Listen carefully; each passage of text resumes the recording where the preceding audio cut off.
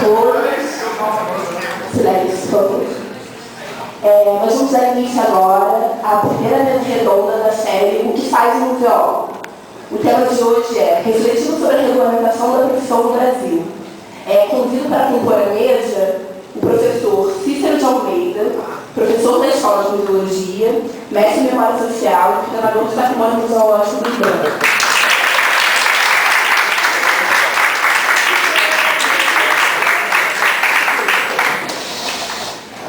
Convido também a professora Júlia de Moraes, professora da Escola de Museologia, mestre em Ciência da Informação e doutorando em Ciência da Informação. Também me coloco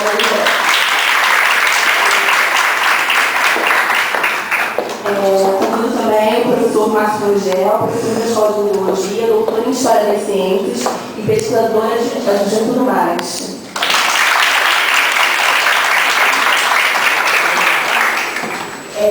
Primeiro, para agradecer a presença dele. Pode sentar. Fique muito obrigada. Eu quero agradecer a presença de todos. É realmente muito gratificante o auditório estar quase cheio. Primeiro, porque é o primeiro evento do diretório acadêmico. Quero agradecer também ao professor Ivan, que não chegou ainda, mas que deu um apoio incondicional à realização do evento. E quero explicar um pouco a proposta, né? Primeiro, a ideia é que esse tema, né, essa pergunta, que é o que faz o museólogo, que tem a ver com ao que se dedica o museólogo e, ao mesmo tempo, o que forma o museólogo, faça parte de uma programação mensal realizada em parceria com a Escola de Museologia e pelo Diretório Acadêmico. A ideia é trazer questionamentos contemporâneos, questões que são levantadas em sala de aula, mas por conta da ementa e do programa não podem ser aprofundadas. Então, a contribuição, tanto quanto para sugestões de temas, para indicações de pessoas, é fundamental para que o evento ele tenha uma real relevância. E eu vou dar uns avisos do DEA, mas vou dar no final, porque fica muito longe.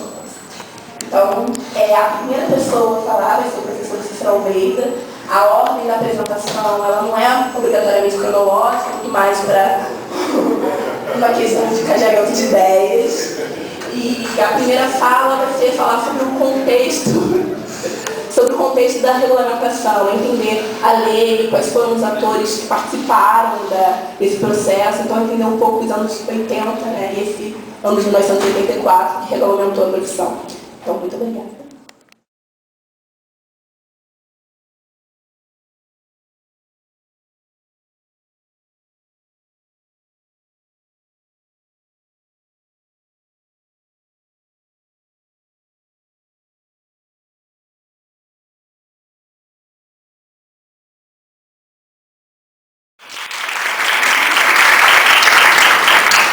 Bom, boa tarde.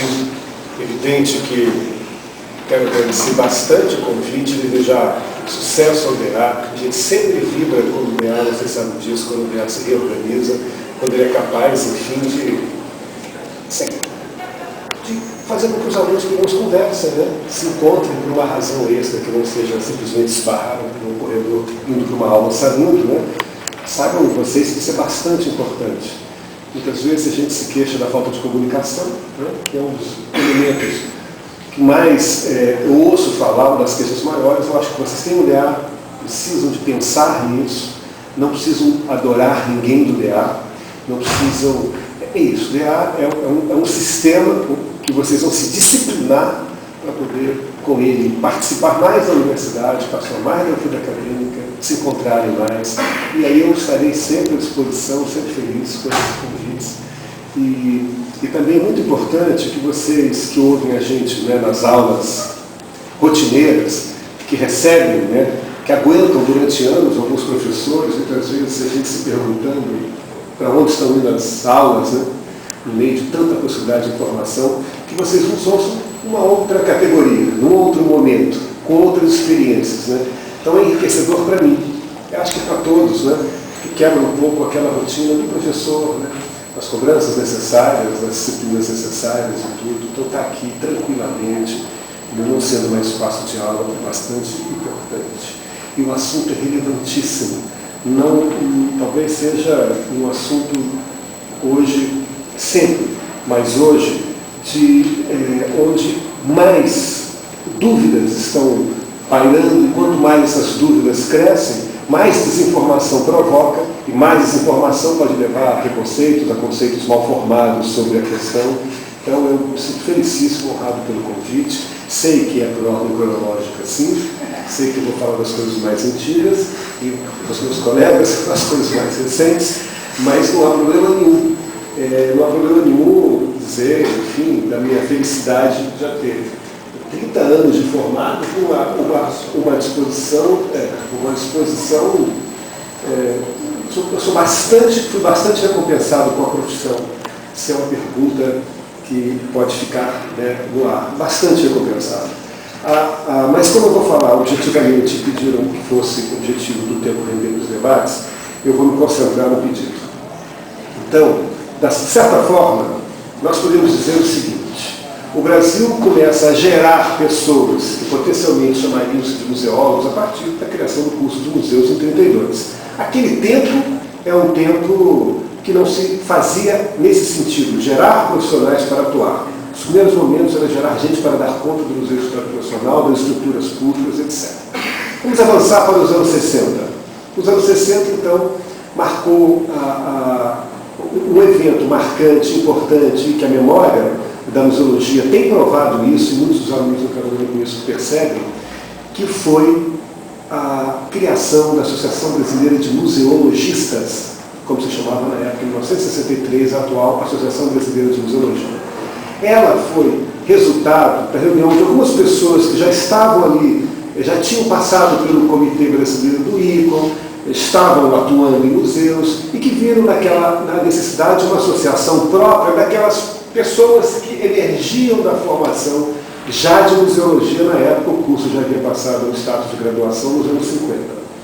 Desde o início, a ABM, desde 63, a ABM visava a regulamentação da profissão. Isso está estatutariamente colocado na ABM. Não estatutariamente, mas não no estatuto, mas nas primeiras reuniões da ABM, as atas existem até hoje, estão guardadas na ABM, a discussão no menu era como alcançar a regulamentação de uma profissão tão fragilizada, porque todos sabiam ser um pouco museólogos, médicos e outras coisas, né? E ele já tinha essa preocupação em 63. Durante muitos anos, esse encaminhamento da regulamentação foi feito junto ao Ministério do Trabalho. O Ministério do Trabalho deveria ser aquela instituição que, reconhecendo uma categoria como importante e fundamental ser reconhecida para disciplinar o exercício daquela profissão, ia tomar as providências necessárias de construção, de constituição de uma lei. Isso durante muitos anos, né? E é curioso porque somente nos anos 70, final para 80, é que a ABM, que estava lutando já há quase 20 anos pela regulamentação, resolve mudar a estratégia e faz um projeto de lei regulamentando a profissão e envia para o Senado diretamente. Aí é que começa a história da regulamentação. Quando o projeto é enviado para o Senado, com os 10 dedos das mãos da professora Neuza Fernandes, né, que é uma pessoa que tem essa virtude de ocupar territórios e avançar, né, e, enfim, estive conversando com ela essa semana em respeito a ela, para dizer como é que estava a receber agora da apoio dela também. Ela, então, alterou essa questão, colocando-se no Senado. E qual foi a surpresa quando ela recebeu de volta do Senado uma comunicação, na época era o deputado Álvaro Vale, dizendo que, lendo a pauta, as coisas do dia, o recebimento, achava interessante aquele pleito. Bom, vejam, vamos pensar que no início dos anos 80, a museologia formava apenas no Rio de Janeiro e na Universidade Federal da Bahia. Eu não sei nem se exatamente nesse período, a Universidade Federal da Bahia abriu, andou fechada um tempo, mas enfim. Então era uma profissão que se gerava a partir de 2 cursos, o que sempre foi um grande problema. O Brasil, com o tamanho que é, né, você assegurar que uma categoria tenha, né, na verdade, seus direitos de trabalho garantidos por lei, saindo de 2 pontos apenas. Né? Isso poderia estrangular a atividade de museologia no Brasil. É claro que a gente pode ter sempre dois olhares, né? Fanaticamente queremos que essa profissão seja regulamentada, nós somos o máximo e tal, ou não, né? Que é uma postura que eu, pelo menos, sempre tomei quando foi necessário, quando precisava de tomar alguma postura, e vou passar isso como recado final para vocês, é de que, de fato, para nós, interessam as duas grandes questões: ter assegurado os direitos de exercer essa profissão reconhecida, mas também lutar pelo crescimento desse campo de atuação, pelo enobrecimento dessa área, suscitar e fomentar a atividade dos museus, porque ela sim é que garante efetivamente esse ingresso, essa agilidade. Mas a luta naquele momento era de assegurar o território do museólogo. Muitas eram as discussões, essa que todo mundo fazia um pouco da museologia, todo mundo sabia fazer uma coisa ou outra, isso foi muito forte. Esse retorno do deputado Álvaro Vale deu para o ABM, naquela época, uma posição mais fortalecida. Começaram então a traçar melhor essa lei, a várias mãos, mas principalmente através da professora Neuza na ABM, né? Essa lei passou, como vocês sabem, uma lei, ela passando pelo Congresso, como toda lei tem que passar, ela teve as assessorias jurídicas do deputado Álvaro Vale, a opinião do deputado Álvaro Vale, o deputado Carlos Santana, na época, também opinou muito. Ela passa também pelo Ministério do Trabalho, na medida em que uma regulamentação de uma profissão precisa de ser analisada sob o ponto de vista das regras, das regulações da atividade trabalhista geral no Brasil, e isso, aí a ABN começa a exercer uma pressão muito grande politicamente, já com figuras ilustres da República, né? Eu, não sei se vocês sabem, eu comecei a estudar museologia em 1980. E em 1980, aluno de museologia, nós fizemos uma passeata entre a antiga sede da escola, que é onde são as pró-reitorias, e a antiga reitoria, que é lá na Voluntários da Pátria, onde é a Escola de Direito. Fomos em passeata, de fato, dizendo pela regulamentação da profissão de museólogo. Na minha turma, né, aquela quantidade de meninos que existia, né, aquela quantidade ínfima, quem tinha que berrar mais alto eram os rapazes, né? Isso, para mim, marca muito o que foi a luta pela regulamentação. Quer dizer, houve, de alguma forma, naquele pequeno meio, e chegou aos alunos, o desejo de que, ou pelo menos o sonho, de que regulamentar a profissão, muitos dos nossos problemas estariam resolvidos para o resto da vida. Se não, pelo menos vamos lutar por aquilo. Houve um congresso da ABM em 81, 82 em Brasília. A ABM, naquele tempo, exercia um papel mais importante. Hoje ela exerce um papel importante, mas ela está diluída em outras iniciativas, né? E esse congresso, foram convidados vários políticos, enfim, quem percorria, porque algumas fotos foram tiradas da Galeria de Memórias do professor Ivan, um dos maiores, ou principal memorialista da museologia brasileira, viu uma foto da professora Neuza com o senador, aquele senador... Meu Deus? Marcos Maciel. O Marcos Maciel, Marco Maciel, né?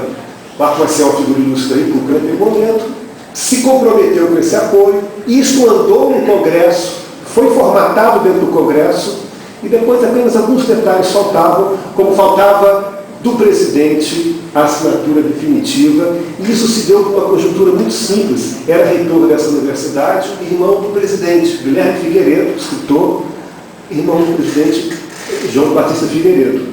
A professora Neuza conversou com o reitor, que sabia, inclusive nós fizemos a passeata pela reitoria para pressioná-lo, porque ele era irmão do presidente. Nós sempre temos uma certa inocência política quando começamos a lutar, né? Você é irmão do presidente, ele vai dar um telefonema, né? Mas eram até pessoas com certo antagonismo de relação, depois que eu descobri, muito tempo depois, era até um caminho ruim, a gente ficou sabendo, né? Mas enfim, mas o fato é que o presidente assinou, e isso então em 84, em dezembro de 84, 18 de dezembro de 84, a profissão foi regulamentada. Ponto. Simples, né? As questões da regulamentação, apenas para fechar minha contribuição, que elas vão depois sobrar, né, sucessivamente, né? O espírito da regulamentação é o espírito típico daquele período. Assegurar para uma categoria o exercício profissional, o que é correto, porque se espera que os exercícios profissionais sejam feitos com correção, com boa aplicação. Assim as profissões são, né? Não se espera que uma profissão possa ser tomada, o exercício de uma profissão por outras pessoas indevidamente, que não tenham se comprometido eticamente com aquela profissão, que não tenham tido a formação. Muitas vezes a gente sabe que nós podemos ver autodidatas importantíssimos, né? Pessoas que chegaram ao grau de reflexão e abstração sobre problemas, que não é porque o outro se formou ou não, mas enfim, era uma luta de assegurar o espaço para o museólogo. Esta lei, que é o que vai desdobrar aqui com a Júlia e com o Márcio, ela tem um formato que se deu por algumas razões. Primeiro, quando se regulamenta uma profissão, o Ministério do Trabalho impõe que ela abra espaço para aqueles que exerciam a profissão até um determinado período, né? E isso é uma obrigação dessas leis, chamados profissionais provisionais. Então, ela estabeleceu que quem exercia comprovadamente a profissão, a atividade de museólogo, até 5 anos antes da regulamentação, ou seja, até a partir de 18 de dezembro de 1979, né, até 18 de dezembro de 84, quem exerceu naquele período a profissão, independente da formação, poderia tornar-se museólogo. Porque senão você faz um racha na vida, aquelas pessoas estão a vida inteira ali, não é? Só que exigiu que também tivesse um curso superior. Foi digamos, um exagero da lei. Muitas vezes a pessoa está trabalhando no museu, não tem museologia, porque não tem condições de fazer curso nenhum. Então já foi um estrangulamento.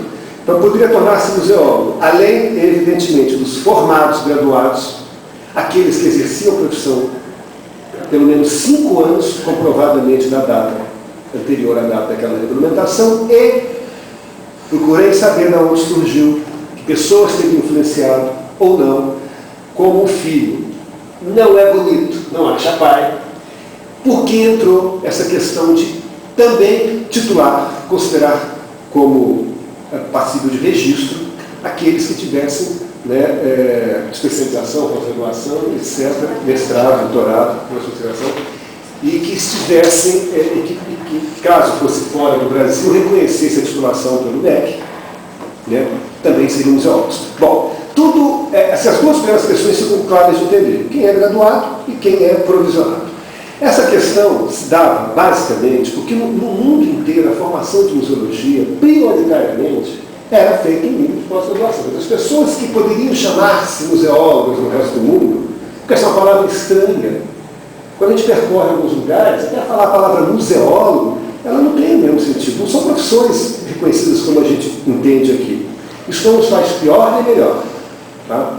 Então, por que essa entrada de profissionais que se gabaritavam, se especializavam na questão dos museus, se dava muitas vezes, ou fundamentalmente pela pós-graduação, em países de grande tradição de museologia?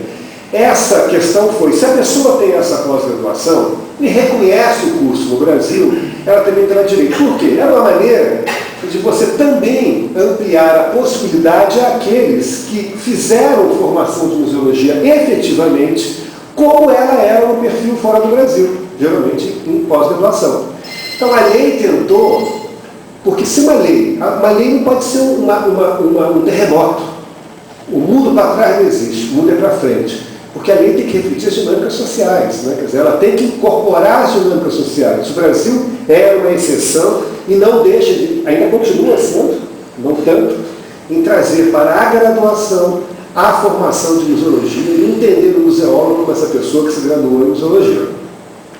Tá? Não estou aqui qualificando o que é isso ou não, dizendo por que essa questão entrou.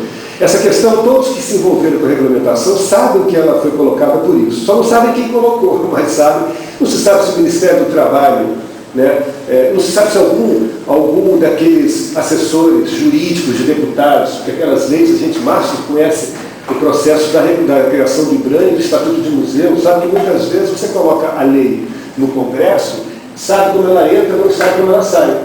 Porque tem 1000 mexidas ali dentro, detalhes e tal. O Estatuto de Museus tem mexidinhas assim que a gente não gostou, mas saiu. Bom, então isso coloca uma questão. Essa questão é o seguinte, é devido e é legal que você dê a esses 3 níveis, né, você reconheça como profissional de museologia. Nunca, nesses anos todos, ninguém se incomodou com isso. O que se incomodaram muito foi com o aprovisionamento. Eu fui presidente do conselho uma época e recebia cartas de protesto. Fulano não pode ser registrado no museólogo, você vai estar aqui na lei e tal, etc. Se ele tem mais de 5 anos de exercício comprovado, né? Houve muita preocupação com o provisionamento. Hoje, que se criou no Brasil a pós-graduação, aí começa a surgir a preocupação. Bom, como esse é um assunto que eu sei que vai passar para adiante, eu só quero dar a minha opinião final. O que a gente percebeu, e eu já trabalhava desde a regulamentação da profissão, então, ali mais ou menos no Paleolítico Superior, né, tal, desde esse período, a gente percebe o seguinte: a regulamentação em si, esta lei, ela não trouxe nos primeiros anos o avanço esperado, mas ela traz um reconhecimento. Nós lutamos muito, e eu no Conselho, foi uma das tarefas mais difíceis que eu presidi o Conselho, no governo Collor, quando ele tinha um secretário com todas as áreas federais de cultura e teve um assessor de cultura que queria desregulamentar a produção de museólogo. Botou isso na cabeça, né, o Pojuca Pontes. E eu tive que ir num governo difícil, tentar negociar com o Pojuca Pontes que não desregulamentasse a produção. Bom, então a gente percebia que a profissão de museólogo, ela, sendo regulamentada, ela poderia aparentemente significar avanços concretos para aqueles que se formavam em museologia. Ela significa, mas com dose de realidade. Ela só significará na medida em que a atuação profissional de museologia também ganhe relevância no mundo, né? Em que os museus, os congêneres, né? Em que a atividade, em que o exercício desses profissionais também se reconheça na prática, se reconheça na dinâmica social. Então, assim, essa garantia legal, ela por um tempo, é claro que ela ia, depois de um certo tempo, produzir mais efeitos que no início. Hoje, por exemplo, ela se mostra absolutamente acertada. Mas é claro para mim que de fato, né, complementou a questão da regulamentação. A gente nunca sabe a dinâmica das coisas, né?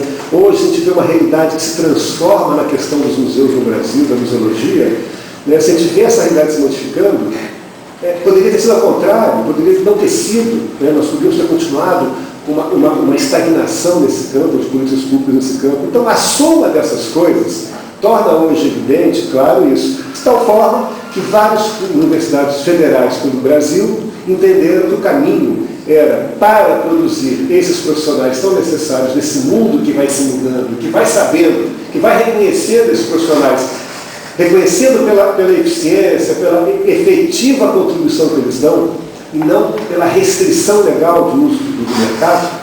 Então, esses cursos resolveram abrir graduações em museologia, porque aí a lei mostrou que deu seus resultados bem concretamente. Ou seja, então vamos fazer isso. E aí, também, por um crescimento dessa área natural, por um desenvolvimento do campo museológico no Brasil, surgem também as pós-graduações.